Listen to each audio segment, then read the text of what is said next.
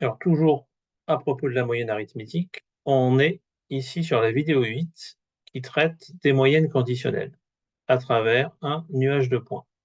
Donc je renvoie à la vidéo 7 pour le travail sur la moyenne marginale à travers un nuage de points. Là, on va regarder la moyenne conditionnelle. Donc je vais prendre des exemples comme on fait à peu près tout le temps. Je prends toujours le même exemple des surfaces et des prix et on va les classer en deux avec une contrainte. Donc je vais m'intéresser à la moyenne des prix mais sachant une information sur la variable surface. Là, je vais m'intéresser aux biens qui ont une superficie inférieure strictement à 35 mètres carrés, et ici aux biens qui ont une superficie supérieure ou égale à 35 mètres carrés.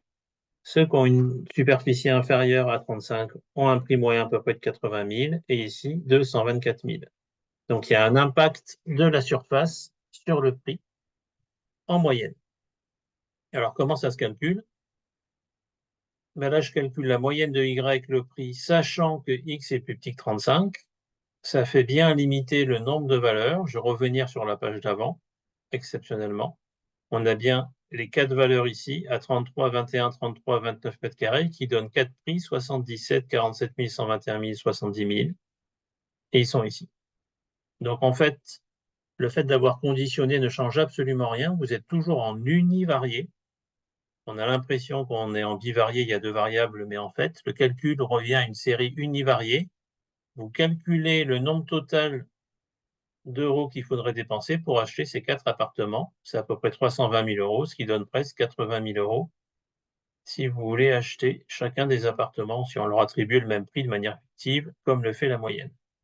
Si vous faites pareil avec les apparts qui ont une surface supérieure à 35 mètres carrés, supérieure ou égale, là vous en avez 6, il faut débourser presque 750 000 euros, ce qui vous donne une moyenne de 124 000 euros. Alors ça peut se voir de pas mal de manières différentes. La première que je vais vous montrer, c'est sous forme de remarque, c'est que la moyenne des moyennes, c'est la moyenne. Alors c'est souvent la phrase que vous entendez, et on confond. Beaucoup de gens confondent. En fait, quand on dit la moyenne des moyennes, c'est la moyenne pondérée des moyennes conditionnelles qui est la moyenne marginale. Donc là, si vous prenez 4 dixièmes du prix des petits apparts en termes de superficie, plus 60%, puisqu'il y en a 6 parmi 10, de ceux qui ont une superficie supérieure à 35 mètres carrés, ben vous retombez sur la vraie moyenne.